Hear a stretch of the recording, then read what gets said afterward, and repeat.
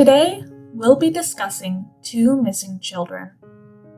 The cases are radically different, but happened in the same area. Without there being enough information on either case for them to merit their own videos, I have decided to combine them into one.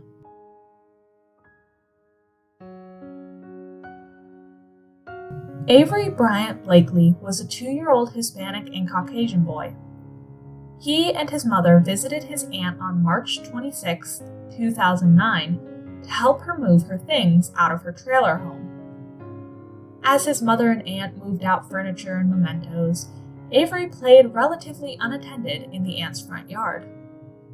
Eventually, however, his mother looked for him and realized she couldn't see him anywhere. The two quickly began searching and also notified authorities. Unfortunately, no sign of Avery was ever found. While the scene might seem ideal for a kidnapper, an unattended child playing alone could be seen as an easy target, police actually don't suspect foul play. He has been classified as lost or injured missing for the duration of his disappearance. This is because of one key clue that was discovered in the initial search efforts. On the day of his disappearance, Avery was wearing slippers. In the woods near his aunt's house, one of the slippers was found, but it was found on the shore of Pine Creek. Because of this, authorities assumed that Avery wandered into the woods and fell into the creek, where he then drowned.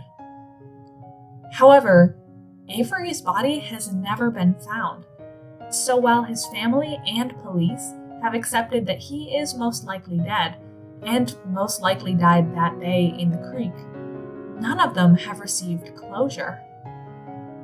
Avery was so young. He had his entire life ahead of him, and yet one afternoon, one moment without supervision, and he was gone forever. It's every parent's worst nightmare, and it horrifies me to think of the pain his mother must have gone through after his vanishing. When Avery disappeared, he was wearing gray sweatpants, a blue sweatshirt with red sleeves, and the slippers I mentioned earlier. He had brown hair and brown eyes.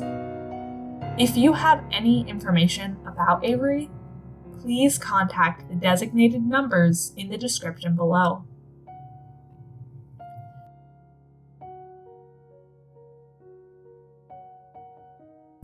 Rebecca Elizabeth West was a 12-year-old girl living in Spokane, Washington. Her parents were divorced, and I believe she had at least one sibling, although I couldn't find very many sources claiming or confirming this. Rebecca was remembered as being a shy girl at first, but when she opened up to you, she was a bundle of joy. She also sometimes went by the nickname Becky.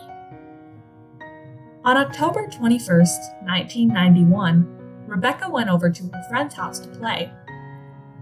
Her friend was a 10-year-old girl named Iril N. Woods, whose nickname was Nikki. Nikki lived with her mother, grandmother, and her mother's friend, Michael W. Tarbert. Nikki's mother left the house to go buy Michael a beer. When she returned, the two girls were preparing to go out, using money that Nikki's mother had given them to buy snacks at a nearby convenience store. The girls left without issue, and Michael left the house shortly after that. When the girls failed to return to Nikki's home, Nikki's mother and her grandmother became concerned. They got in touch with Rebecca's family, and the two families notified police. An outpouring of support came from the community as they practically turned the town upside down to find missing children. Only 2 hours after their parents had realized the girls were gone, a search team found Nikki. Nikki had left her house that day, planning to share some snacks with a close friend. Instead, someone had brutally murdered her. The 10-year-old was found strangled to death and set a blaze under a pile of pine needles, presumably to make the fire and the body within burn faster. Luckily, rescuers found her quickly enough that she was still recognizable, and they were able to figure out exactly how she had died. They never found any trace of Rebecca. She remains missing to this day. Luckily, the police know who the murderer was, and that he likely killed Rebecca as well. But he refuses to divulge her final resting place. The man I mentioned earlier, Michael W. Tarbert, was only living with Nikki and her family because he was wanted by police. He had lured his landlady, a 49-year-old woman, into the woods on the pretense of taking her to a bar to get drinks. There, he had raped her and stolen $400 from her purse. She immediately reported him to the police, so Tarbert couldn't return to his rented property. Instead, he moved in with 10-year-old Nikki and her family.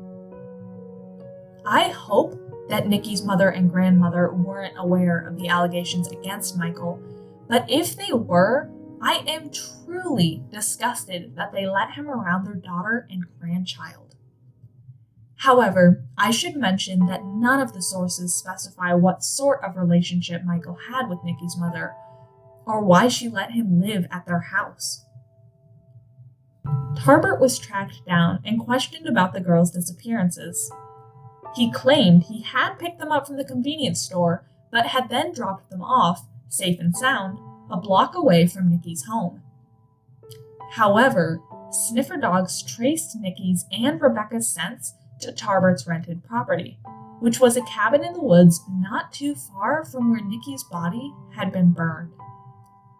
The dogs also tracked Tarbert's scent to the burning pine needle pile.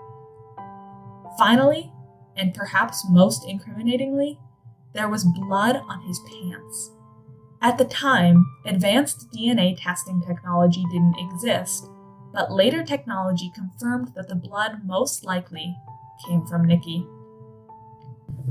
Unfortunately, all of this was counted as circumstantial evidence.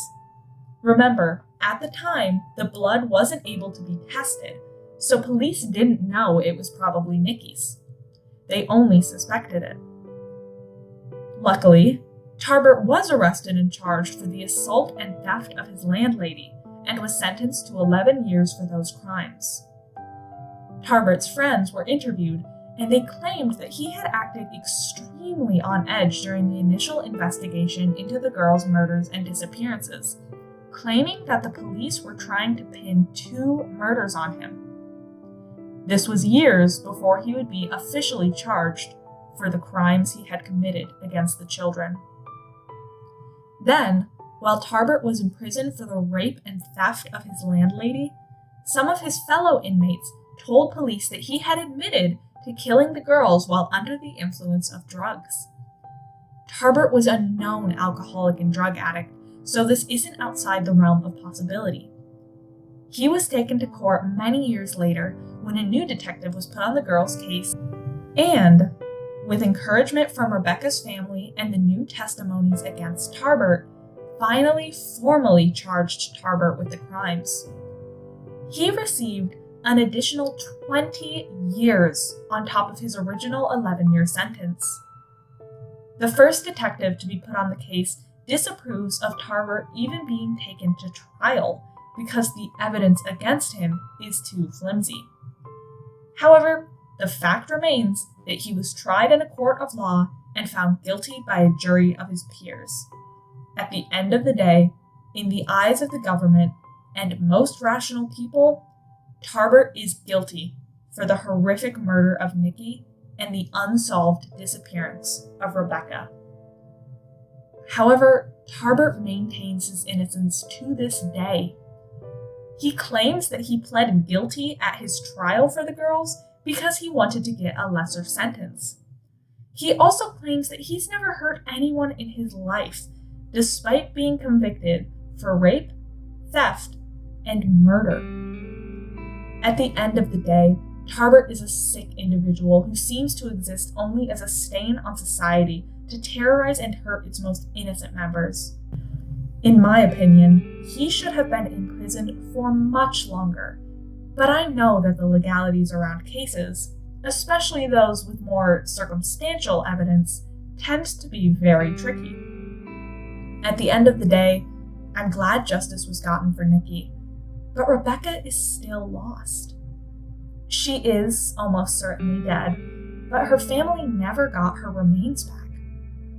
Aside from losing their child, that final injustice was done to them.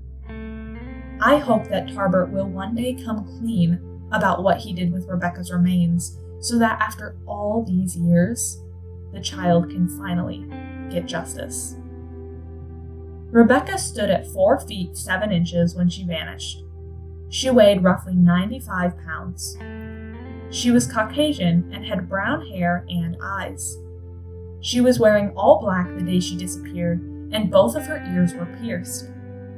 If you have any information on Rebecca or her whereabouts, please contact the corresponding numbers in the description below. Please, help bring these missing children home.